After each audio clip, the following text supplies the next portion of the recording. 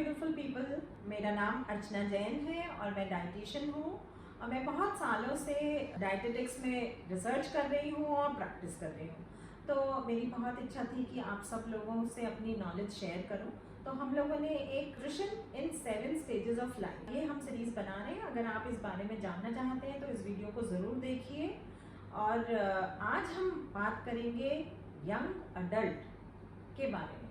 ये स्टेज 4 होती है। वो है जब हमारा करियर बहुत क्रूशियल स्टेज पे होता है, हम करियर की स्टार्टिंग कर रहे होते हैं या पढ़ाई की बहुत हायर स्टेज पे होते हैं, हॉस्टल में कहीं रह रहे होते हैं, प्लस रिलेशनशिप्स, शादी, ये सब भी हमारे लाइफ का पार्ट हो जाता है।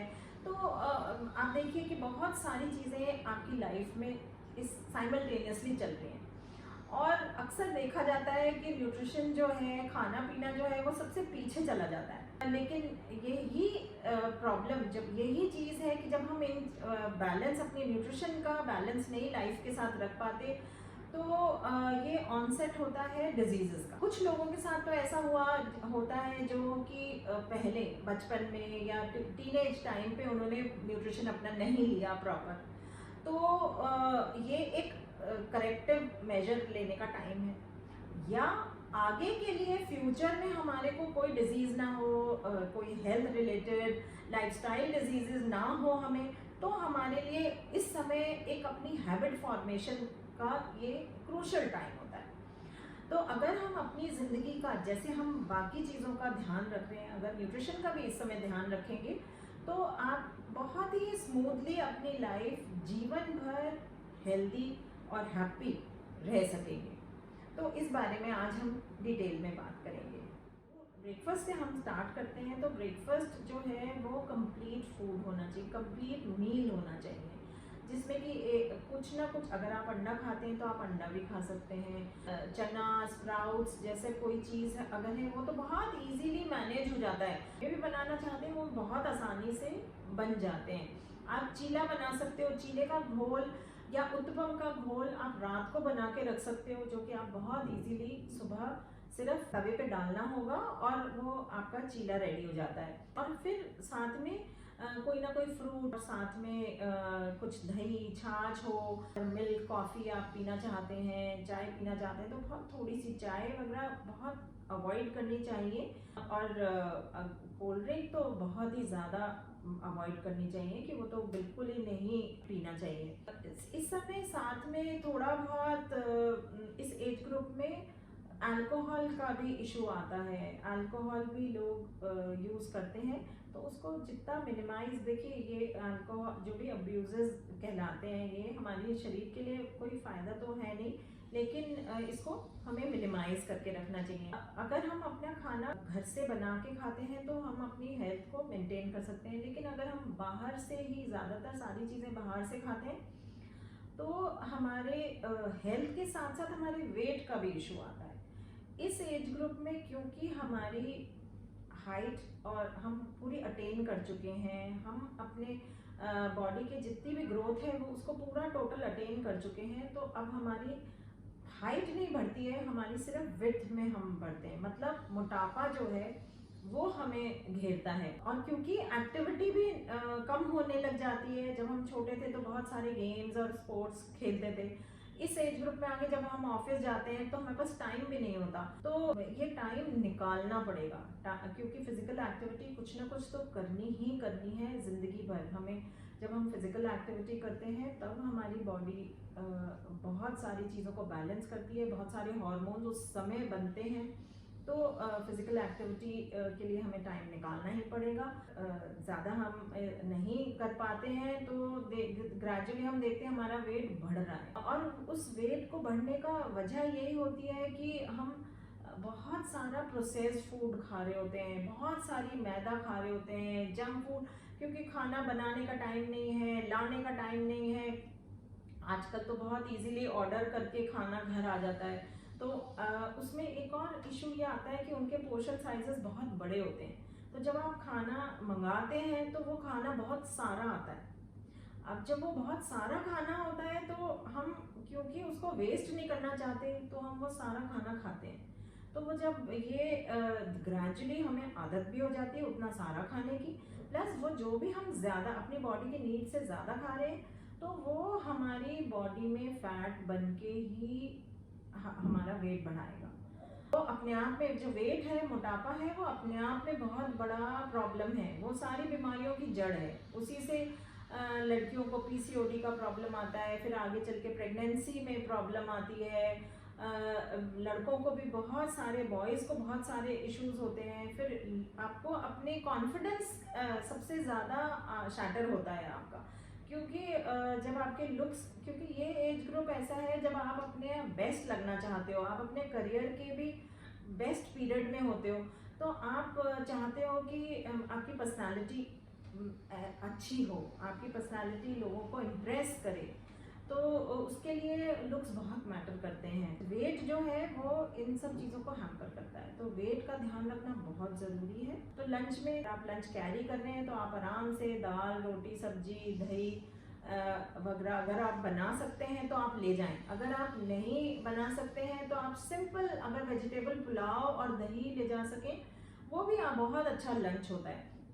साथ में कुछ फ्रूट्स अपने साथ लेके जाइए, ऑफिस में भी आप फ्रूट खा सकते हैं। इवनिंग में जब हम ऑफिस से लौटते हैं ना, तब वो सबसे ज़्यादा क्रूशियल टाइम होता है, घर भूख लग रही होती है बहुत ज़्यादा। तो जब घर लौटता है इंसान, उसको जो सामने दिखता है वो खाते हैं। अगर नमकीन का डब्बा हाथ में आ गया तो बस समझो कि वो तो गया।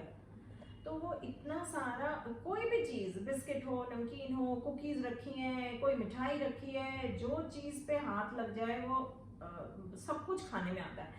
तो ये जो है इसको प्लान करना बहुत ज़रूरी है। आप इवनिंग में जब घर आते हैं तो आपके पास कुछ ना कुछ ऐसी चीज़ होनी चाहिए जो कि आप इमिजिएटली उठा के खा सकें, जिसमें कि बनाना या एप्पल, फ्रूट सबसे पहली चीज़ होती है। प्लस उसके अलावा कोई जैसे स्प्राउट्स हैं, आप सुबह स्प्राउट्स रेडी करके जा सकते हैं, जो कि आप सिंपली शाम को आके चाहे तो उसको गर्म करके या ऐसे ही जैसा भी आप खाना चाहें वैसे आप उसको खा सकते हैं। या छोटा सा अपना भेलपूरी बना सकते हैं, या ढोकला आप जैसे बना के रख के जाइए। इडली है, उसको, इडली अगर बनी हुई है तो आप उसको सिंपली छौंक सकते हैं। तो या जैसे भुट्टा आता है तो भुट्टा को बॉईल करके खा सकते हैं, उसको सेक के भी खा सकते हैं। एक्चुअली हमको अपने सीजन, अपने एरिया, रीजन और सीजन के हिसाब से जो चीज़ें अवेलेबल हैं, या जैसे सर्दियों में शकरकंदी आती है, शकरकंदी को बॉईल करके आप सुबह बॉईल करके रख के जाइए, शाम को आके सिंपली उसके पीसेस काटे और उसको थोड़ा सा सेका, उसकी चाट बना ली, वो बहुत टेस्टी लगती है। ऐसे ही आप पीस की चाट बना सकते हैं। मटर, अगर जैसे सर्दियों में तो मटर आती है बहुत, तो मटर आपने उसको सिर्फ बॉईल करा, और ये बॉईल आप राजमा भी, चना, छोला, काला चना, लोबिया, मटर, आप इन सब चीज़ों को बॉईल करके सिर्फ सिंपल सिर्फ बॉईल करके और चाट जैसे फॉर्मेट में खा सकते हैं। तो उसमें बहुत ज़्यादा टाइम नहीं लगता, बहुत ज़्यादा कुकिंग नहीं होती है। कोई भी इसको कुक कर सकता है। कि पहले से आपको पता होना चाहिए कि मैं घर जाके क्या खाऊंगा या खाऊंगी। उसी तरह से डिनर है। डिनर का क्या है, डिनर तो नॉर्मली बहुत ज़्यादा कॉमन है कि बाहर जाके ही फ्रीक्वेंटली बाहर जाते हैं।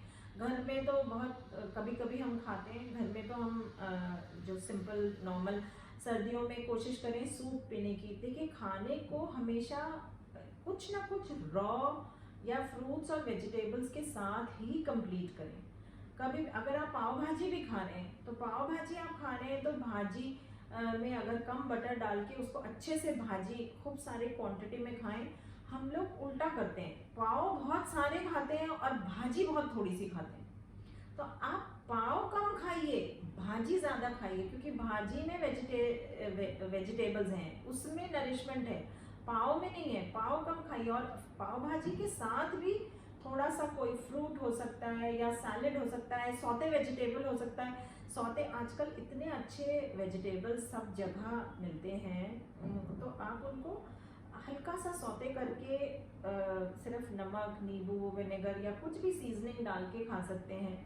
तो बहुत ही टेस्टी भी लगता है और वो नरिशमेंट भी हमारा पूरा होता है। और उसके साथ आप जो भी घर में बना रहे हैं वो आप खा सकते हैं। अगर आप बाहर जाके खाना खा रहे हैं, तो उसमें भी बहुत ज़रूरी है कि आपका सिलेक्शन ऑफ फूड जो है वो सही होना चाहिए।